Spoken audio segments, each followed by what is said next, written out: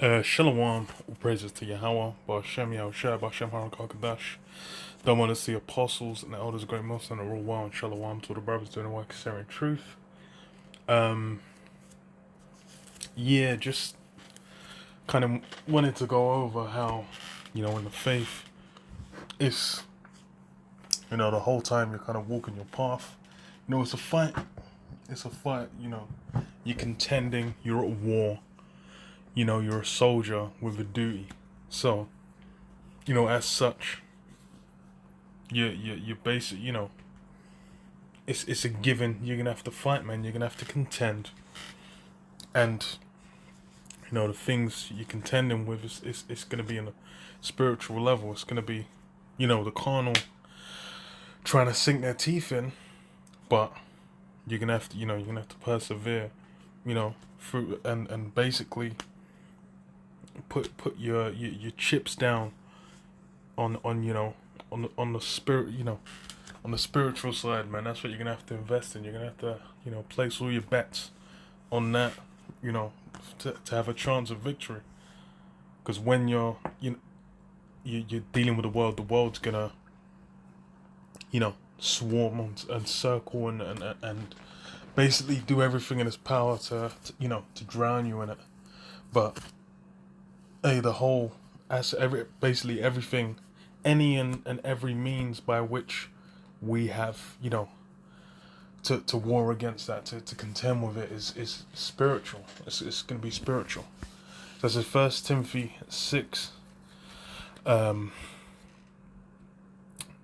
11 says, "But thou, O man of the Most High, flee these things and follow after righteousness, godliness, faith, love, patience, meekness.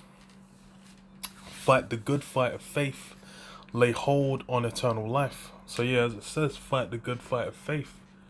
You basically, where that faith is what, the evidence of things not seen. It's basically what we have faith in is something which, you can't only just point to and be like, okay, look there it is. We have faith in the kingdom, man. We have faith in a kingdom to come.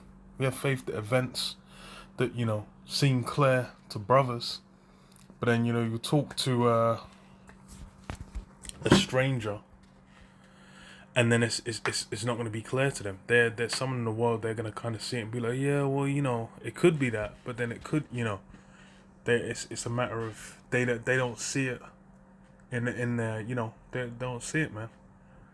In their mind's eye, as they call it, they can't, have the vision of what's to come.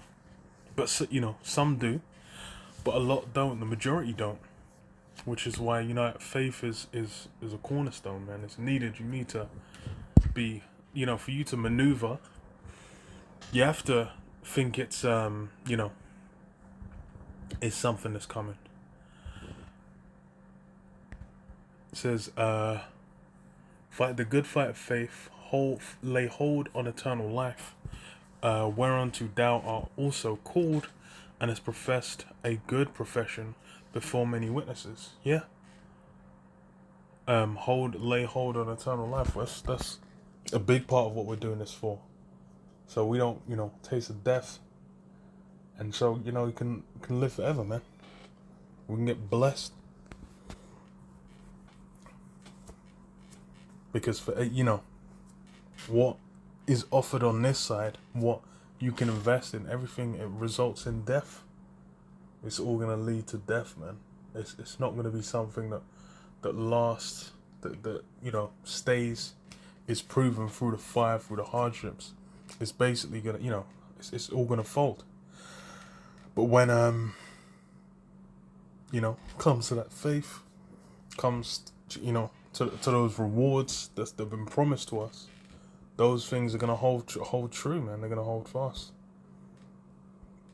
It says, 1 Corinthians 9 and 24, "Know ye not that they which run in a race run all, but one receiveth the prize? So run that ye may obtain." We're basically, running for the prize. You have, the carnal aspects of that, where you'll have, You know, the 200, the 100 meters, the 400, 200, 800 meters.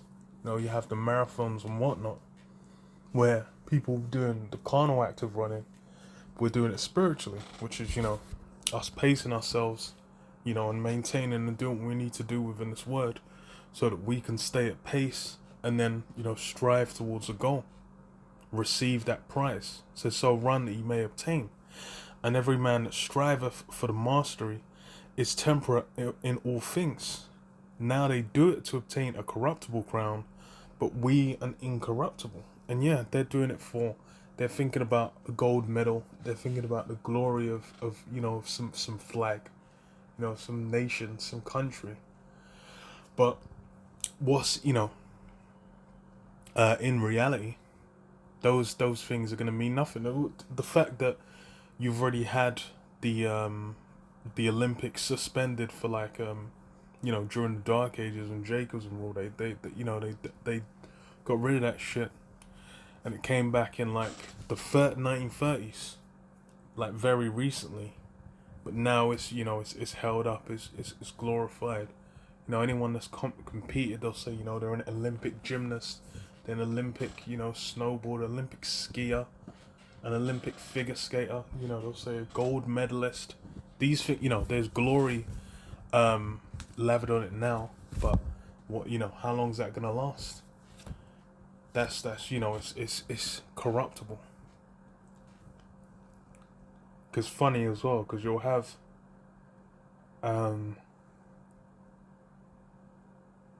people where it's like they'll have trophies, you know, awards and whatnot for now in their glory days, but then it's like you go later down the line, what, you know, it doesn't even you know, hold weight.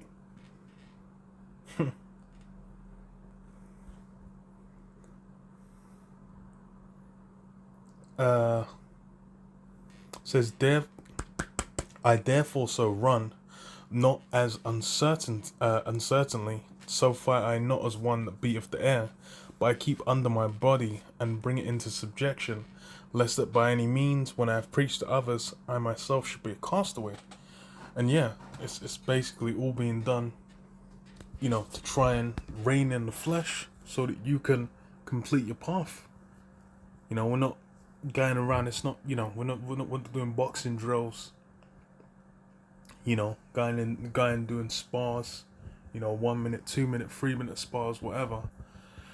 To get practice, to you know, for that carnal prize. We're doing it for the spiritual. So it's essentially us fortifying ourselves so that we don't what, become a castaway. Because what does it say? 2 Corinthians 13:5. It says, examine yourselves whether ye be in the faith, prove your own selves. Know ye not your own selves, how that Yahushua is in you, except ye be reprobates. And yeah, that's why you gotta examine yourself. Basically, you gotta look and see, you know, is Yahushua within you? You know, how are you conducting yourself? How are you moving? These are the things to question. Because why? It's about, you know, it's about staying on the path, man.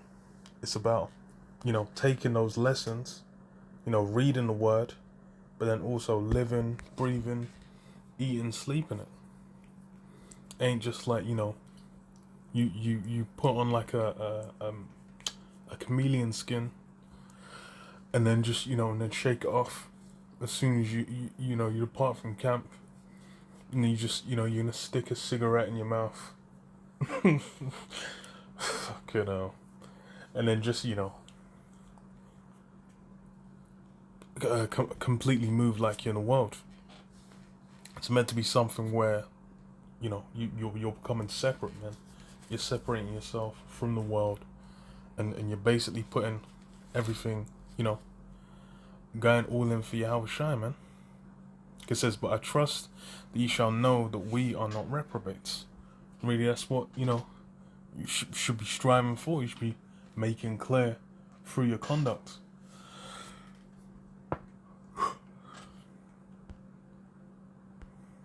Because what does it say? Luke 14, I'll start from 27. And it says, and whosoever doth not bear his cross and come after me cannot be my disciple. For which of you, this is red like this, yeah. For which of you intending to build a tower sitteth not down first and counteth the cost, whether you have sufficient to finish it? And really, yeah, that's the mindset you need to have. Is what, you're partaking in, the nature of this thing, and what's required for you to reach the end, for you to receive, that reward, that crown upon your dome. That's what you got to count the cost of. It says, lest happily, after you've laid the foundation and is not able to finish it, all that behold it begin to mock him. And yeah, that's if you're like, oh, yeah, no, I'm gonna surge through. You might have a guy with a hastily laid foundation, then he starts building on it, then it crumbles. You might have one where there was no foundation all along. It might have just been, just some sticks there. Then as soon as some pressure is applied, some weight gets put on top, you put a block on top of there, then it just crumbles and shatters. It might be like, yeah, you just laid the foundation, but then there was nothing else laid on top. And then he's like, oh, you're going to complete the build? It's like, nah.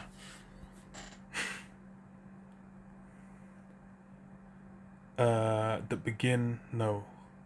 the beholder begin to mock him, saying, this man began to build and was not able to finish. Or what king going to make war against another king sitteth not down first and consulteth whether he be able with 10,000 to meet him that cometh against him with 20,000? Or else, while the other is yet a great way off, he sendeth an ambassage and desireth conditions of peace. So likewise, whoever he be of you that forsaketh not all that he hath, he cannot be my disciple. So yeah, that's just as with going to war. It's like, are you down for the response? A good example of that is I believe Gideon. And the 300, where it was whittled down the numbers that would that would actually go and contend with the enemy through various means, so that all the glory would lie with Yahweh Shai. I will grab it. Let's see.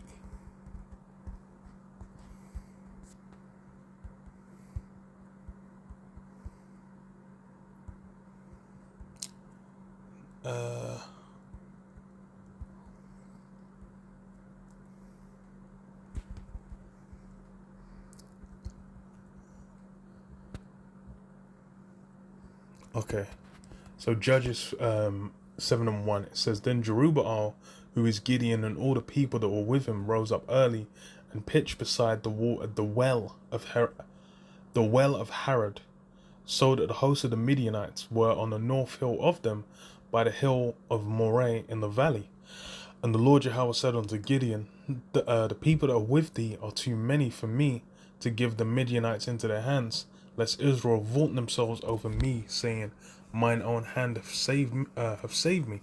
And yeah, that's the thing with when it comes to Israel going to war, it would be purely a matter of, is the Lord with you or not? And the heathen know that. That's something that the heathen would calculate, where they would be like, oh, are they serving that power? If they're serving that power, you can't even come and deal with them. They're not serving that power, they can't.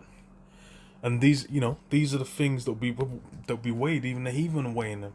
So it's how much more so in this faith, when it's like, yo, you gotta, weigh the balances, man. Weigh the scales, count the cost of what it's gonna take. So when those things come, when the check comes due, it's not a shock, man. Someone finds out you're out on the highways and byways, and there's it brings up trouble at work. It shouldn't be a marvel. Your family start being funny. They might want to kick you out. They might want to do certain things. It shouldn't be a mystery. Your woman, your kids start giving you hell. It's it shouldn't be a mystery. These things, it's part of the cost. It says, now therefore go to proclaim in the ears of the people, saying, whosoever is fearful and afraid, let him return, and depart early from Mount Gilead. And there returned of the people 22,000, and there remained 10,000. And the Lord Yahweh said unto Gideon, the people are yet too many, bring them down unto the water, and I will try them for thee there. And it shall be that of whom I say unto thee, this shall go with thee, the same shall go with thee. And of whosoever I say unto thee, this shall not go with thee, the same shall not go. So he brought down the people unto the water, and the Lord Yahweh said unto Gideon, everyone that lappeth of the water with his tongue, as a dog lappeth, him shalt thou set by thyself. Likewise, even every one that boweth down upon his knees to drink. And a number of them that lapped, putting their hand to their mouth of 300 men, but all the rest bowed down unto their knees to drink. See, it was cut down from what? It said 22,000 left, and then there was 10,000 left, and then after that, so it was like 33,300 men when you combine it all together. So out of that, it was just 300 men left that actually went down and contended, man. And then the Lord dealt with it through a miracle. So that's